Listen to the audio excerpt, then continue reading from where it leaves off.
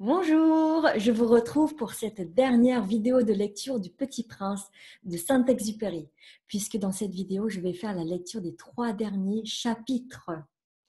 Dans la dernière vidéo, donc le Petit Prince était avec le narrateur dans le désert et il cherchait de l'eau. Au lever du jour, ils ont trouvé un puits. Voici donc la lecture des derniers chapitres 25, 26 et 27. Chapitre 25. Les hommes, dit le petit prince, ils s'enfournent dans les rapides, mais ils ne savent plus ce qu'ils cherchent. Alors, ils s'agitent et tournent en rond. Et il ajouta, ce n'est pas la peine. Le puits que nous avions atteint ne ressemblait pas aux puits sahariens. Les puits sahariens sont de simples trous creusés dans le sable. Celui-là ressemblait à un puits de village, mais il n'y avait là aucun village, et je croyais rêver. C'est étrange, dis-je au petit prince. Tout est prêt. La poulie, le seau et la corde. Il rit, toucha la corde, fit jouer la poulie. Et la poulie gémit comme gémit une vieille girouette quand le vent a longtemps dormi. Tu entends, dit le petit prince, nous réveillons ce puits et il chante. Je ne voulais pas qu'il fît un effort. Laisse-moi faire, lui dis-je. C'est trop lourd pour toi. Lentement, je hissai le seau jusqu'à la margelle. Je l'y installai bien d'aplomb. Dans mes oreilles durait le chant de la poulie, et dans l'eau qui tremblait encore, je voyais trembler le soleil. Et donc voici le dessin avec le petit prince et le puits.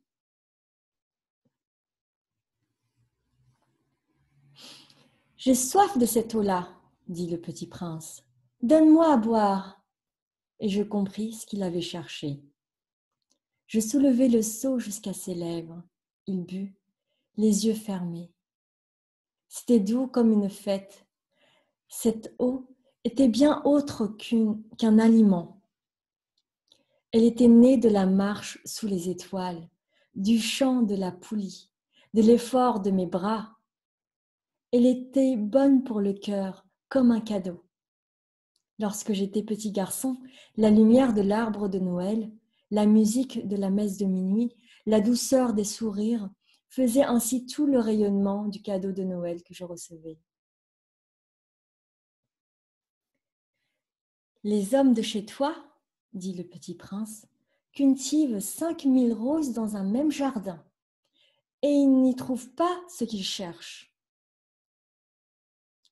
Ils ne le trouvent pas, répondis-je.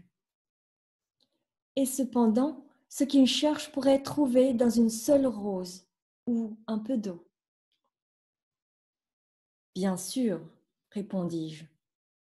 Et le petit prince ajouta, mais les yeux sont aveugles, il faut chercher avec le cœur. J'avais bu, je respirais bien. Le sable, au lever du jour, est couleur de miel.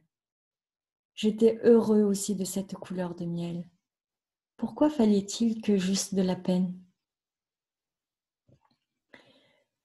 Il faut que tu tiennes ta promesse, me dit doucement le petit prince, qui, de nouveau, s'était assis auprès de moi. Quelle promesse? Tu sais, une muselière pour mon mouton. Je suis responsable de cette fleur. Je sortis ma poche mes ébauches de dessin. Le petit prince les aperçut et dit en riant.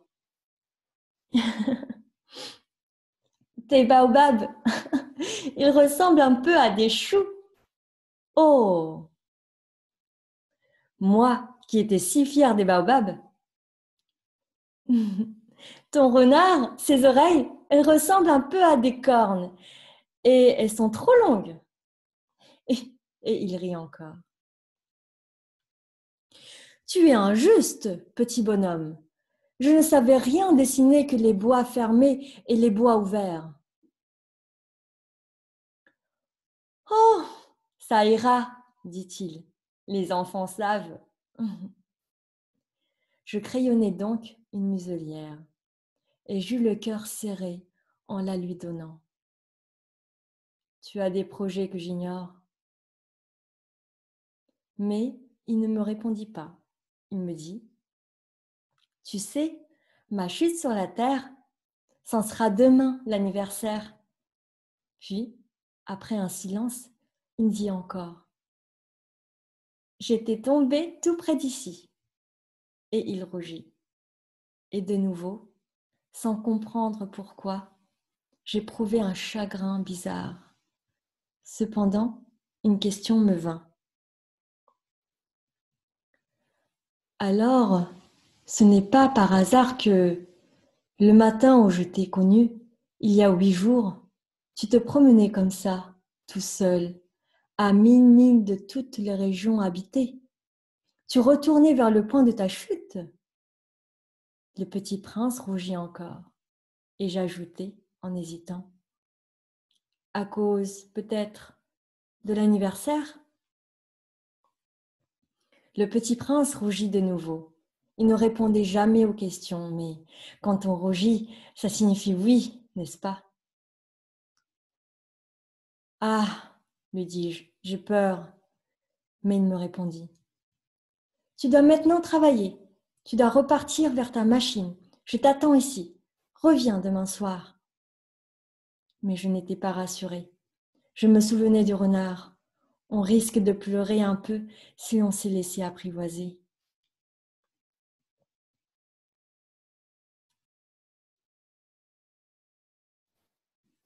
Chapitre 26. Il y avait, à côté du puits, une ruine de vieux murs de pierre. Lorsque je revins de mon travail le lendemain soir, j'aperçus de loin mon petit prince assis là-haut, les jambes pendantes, et je l'entendis qui parlait. Tu ne t'en souviens plus, tu ne t'en souviens donc pas, disait-il. Ce n'est pas tout à fait ici.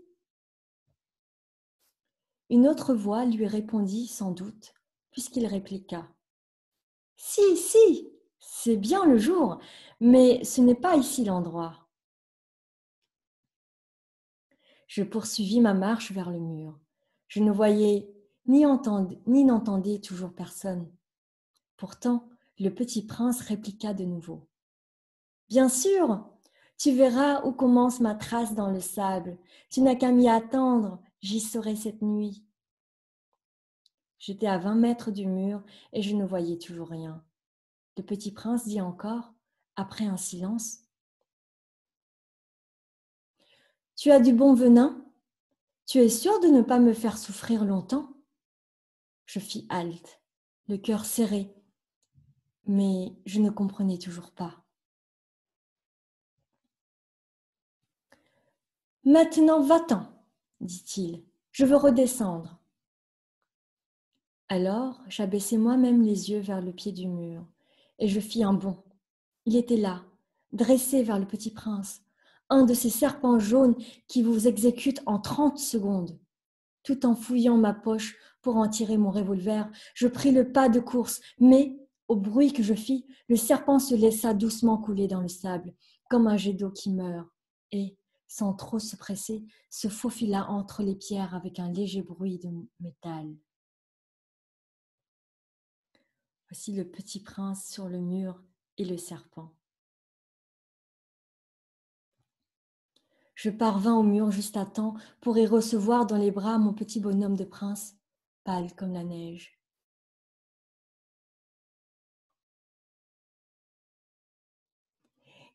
Quelle est cette histoire-là? Tu parles maintenant avec les serpents? J'avais défait son éternel cache-nez d'or. Je lui avais mouillé les tempes et l'avais fait boire. Et maintenant, je n'osais plus rien lui demander. Il me regarda gravement et m'entoura le cou de ses bras. Je sentais battre son cœur comme celui d'un oiseau qui meurt quand on l'a retiré à la carabine. Il me dit, « Je suis content que tu aies trouvé ce qui manquait à ta machine. Tu vas pouvoir rentrer chez toi. » Comment sais-tu? Je venais justement lui annoncer que, contre toute espérance, j'avais réussi mon travail. Il ne répondit rien à ma question, mais il ajouta: Moi aussi, aujourd'hui, je rentre chez moi. Puis, mélancolique: C'est bien plus loin, c'est bien plus difficile.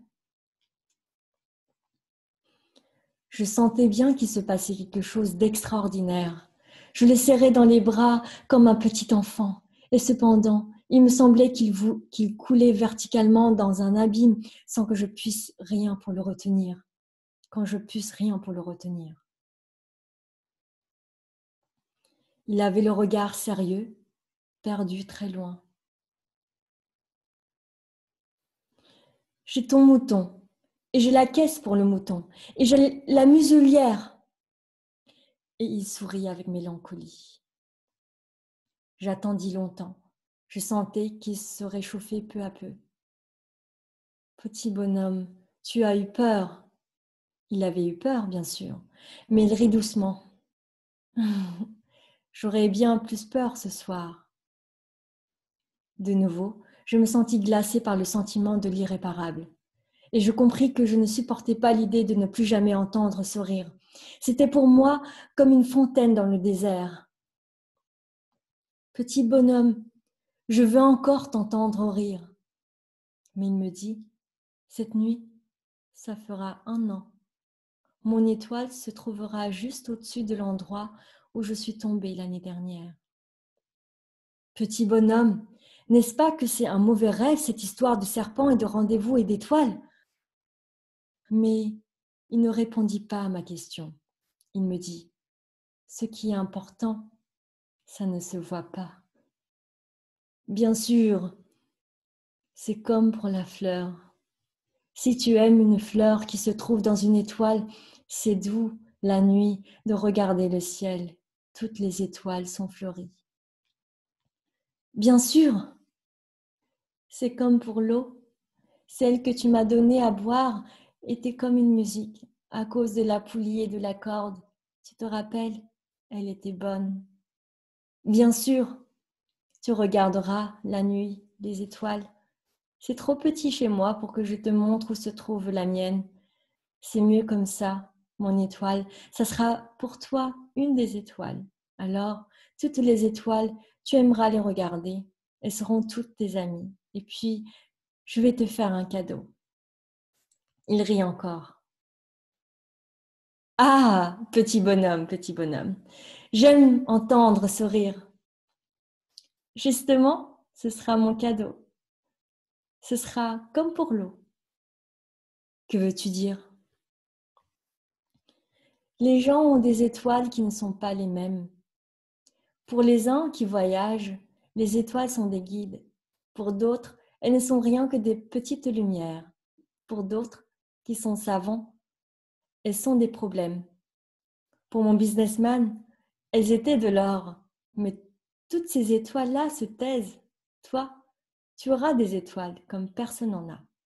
Que veux-tu dire?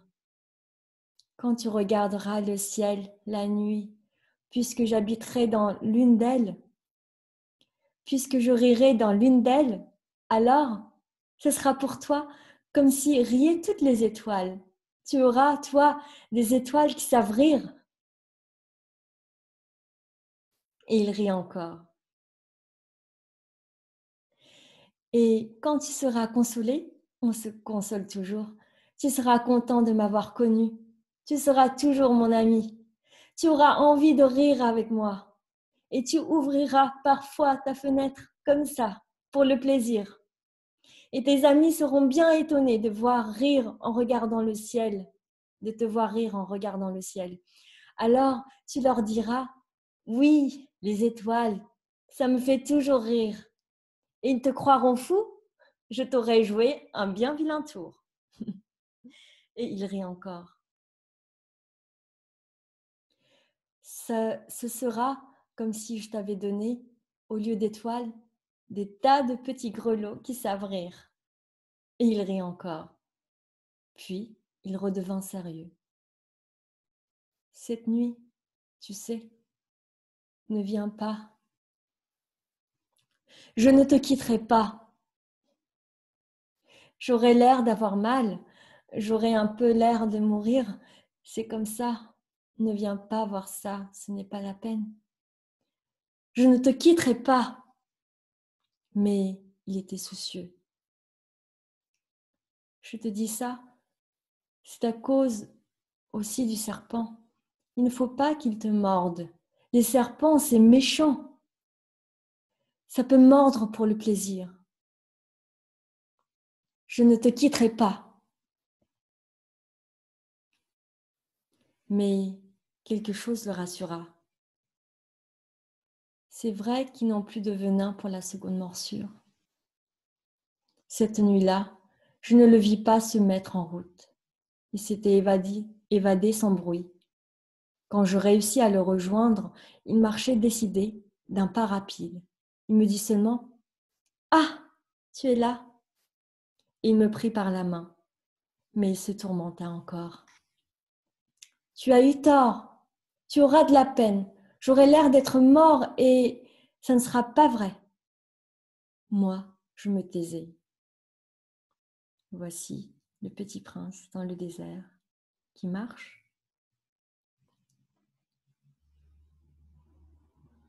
Tu comprends, c'est trop loin, je ne peux pas emporter ce corps-là, c'est trop lourd. Moi, je me taisais.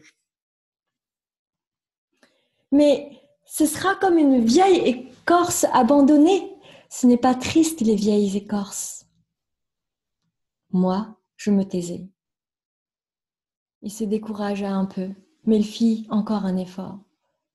Ce sera gentil, tu sais. Moi aussi, je regarderai les étoiles. Toutes les étoiles seront des puits avec une poulie rouillée. Toutes les étoiles me verseront à boire. Moi, je me taisais. Ce sera tellement amusant. Tu auras 500 millions de grelots, j'aurai 500 millions de fontaines. Et il se tut aussi, parce qu'il pleurait. C'est là. Laisse-moi faire un pas tout seul. Et il s'assit parce qu'il avait peur. Voici le dessin du petit prince qui s'assoit. Il dit encore, « Tu sais, ma fleur, j'en suis responsable. Et il est tellement faible, et il est tellement naïve. Elle a 4 épines de rien du tout pour la protéger contre le monde. » Moi, je m'assis parce que je ne pouvais plus me tenir debout. Il dit, « Voilà, c'est tout. » Et il hésita encore un peu, puis il se releva. Il fit un pas. Moi, je ne pouvais pas bouger. Il n'y eut rien qu'un éclair jaune près de sa cheville.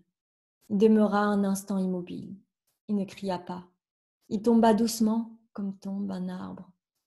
Ce ne fit même pas de bruit à cause du sable. Voici le petit prince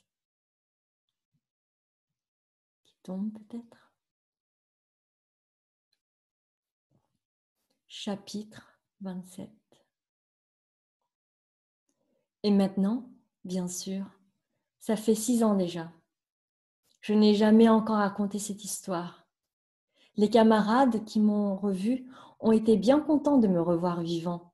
J'étais triste, mais je leur disais, c'est la fatigue. Maintenant, je me suis un peu consolée.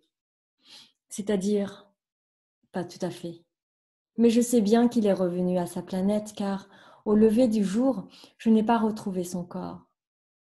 Ce n'était pas un corps tellement lourd, et j'aime la nuit écouter les étoiles. C'est comme 500 millions de grelots. Mais voilà qu'il se passe quelque chose d'extraordinaire.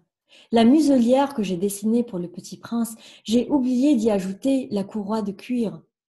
Il n'aura jamais pu l'attacher au mouton. Alors je me demande, que s'est-il passé sur sa planète? Peut-être bien que le mouton a mangé la fleur. Tantôt je me dis, sûrement non. Le petit prince enferme sa fleur toutes les nuits sous son globe de verre et il surveille bien son mouton. Alors je suis heureux. Et toutes les étoiles rient doucement. Tantôt, je me dis, on est distrait une fois ou l'autre, et ça suffit.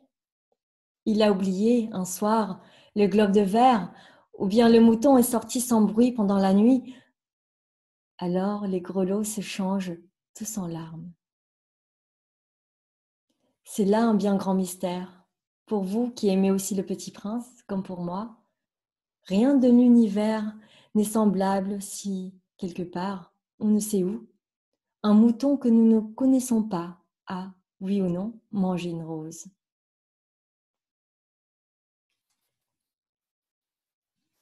Regardez le ciel.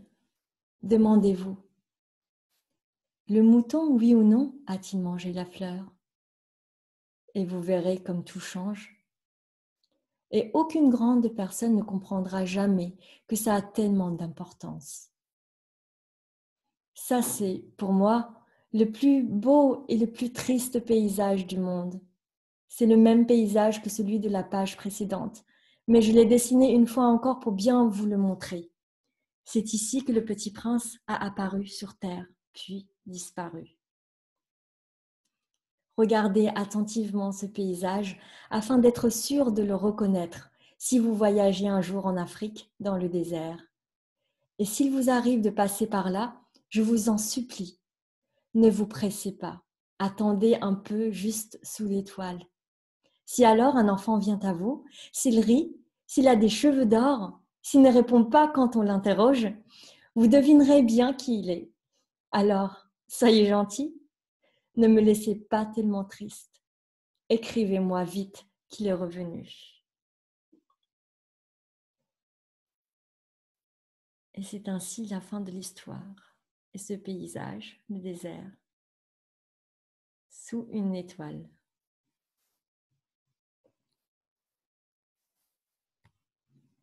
J'ai donc fini la lecture du Petit Prince de Saint-Exupéry. J'ai découvert en même temps que vous cette lecture et c'est vraiment génial. J'ai passé un très très bon moment et j'espère que vous aussi.